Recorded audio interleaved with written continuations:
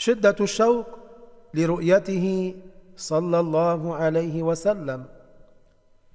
من علامات محبته عليه الصلاة والسلام أن يكون المرء شديد الشوق لرؤية النبي صلى الله عليه وسلم ولقائه، لو يفتدي لذلك أغلى ما عنده، كما جاء في الحديث أن الرسول صلى الله عليه وسلم قال: وددت أن لو رأيت إخواني. قيل: أولسنا إخوانك؟ قال: أنتم أصحابي وإخواني الذين أتوا من بعدي ولم يروني، يود أحدهم أن لو رآني بأهله وماله. رواه الطبراني.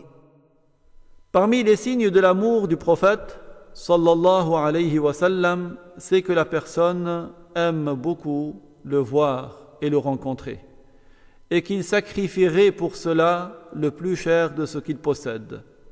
Tout comme cela est parvenu dans le hadith, lorsque le messager sallallahu alayhi wa sallam nous a appris qu'il souhaitait voir ses frères. Certains compagnons lui ont dit: mais nous sommes tes frères, ô messager d'Allah. Il leur a répondu en leur disant qu'ils étaient ses compagnons, mais que ses frères, ce seront des gens qui vont venir après lui, qui ne l'ont pas vu et qui souhaiteraient le voir et qui sacrifieraient pour le voir leur propre famille et leur argent. Rapporté par At-Tabarani. حتى الصحابة الذين عاشوا مع رسول الله صلى الله عليه وسلم كانوا في شدة الشوق لرؤيته عليه الصلاة والسلام. Même les compagnons qui ont vécu à l'époque du messager d'Allah sallallahu alayhi wa sallam se languissaient énormément de lui et désiraient le voir sallallahu alayhi wa sallam. فهذا بلال بن رباح رضي الله عنه نادته امرأته عند مرض موته وحزناه، فقال رضي الله عنه: وطرباه غدا ألقى الأحبة محمدا وصحبه. Voici par exemple Bilal ibn Rabah, que Allah l'agrée. Sa femme l'a appelé quand il était malade, lors de la maladie de sa mort, en disant: oh qu'il est grand mon chagrin. Mais il a répondu: oh qu'il est grand mon bonheur, demain je vais rencontrer mes bien-aimés Muhammad et ses compagnons. وروي أن امرأة قتل أبوها وأخوها وزوجها يوم أحد مع رسول الله صلى الله عليه وسلم، فقالت: ما فعل رسول الله صلى الله عليه وسلم؟ قالوا: خيرا، هو كما تحبين.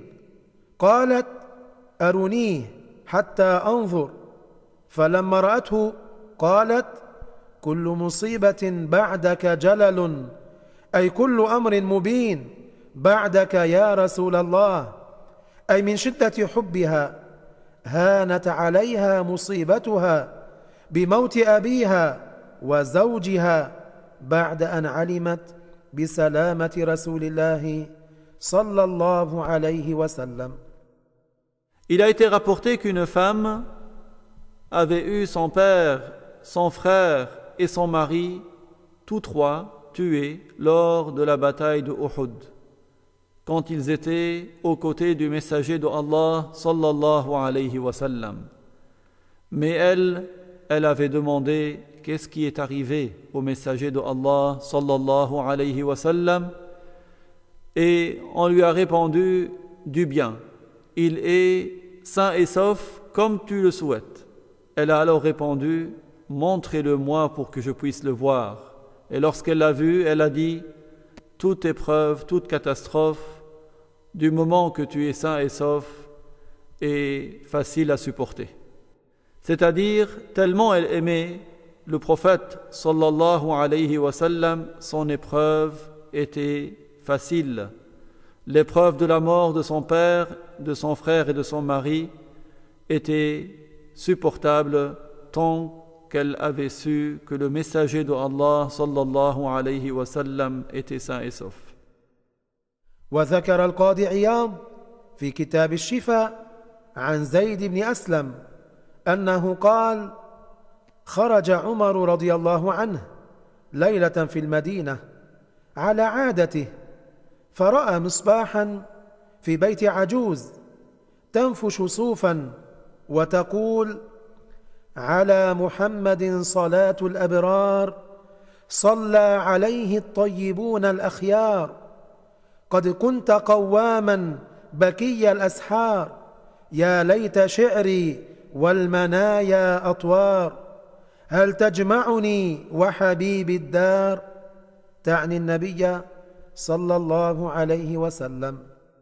Al-Qadi Iyad a cité dans son livre Ash-Shifa, d'après Zayd ibn Aslam, il a dit: Omar, que Allah l'agrée, était sorti une nuit à Médine, à son habitude pour inspecter les gens. Il avait vu une lanterne dans la maison d'une vieille femme qui filait de la laine, et elle disait de la poésie, qui voulait dire que l'honneur et l'élévation soient accordés à Muhammad. Les bons et les meilleurs ont invoqué Allah en sa faveur.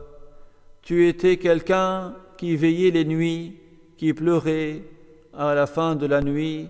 Si seulement je pouvais te rencontrer, si je pouvais rencontrer le bien-aimé.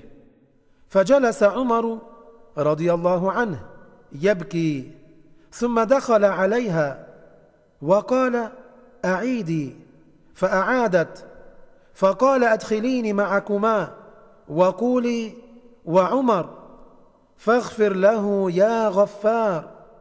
Omar, que Allah l'agrée, s'est assis et s'est mis à pleurer. Puis il est rentré la voir et lui a dit: répète s'il te plaît ce que tu viens de dire. Elle a répété et il lui a dit: inclus-moi dans ton invocation. Et dit: et Omar, ô Allah, pardonne-lui ses péchés.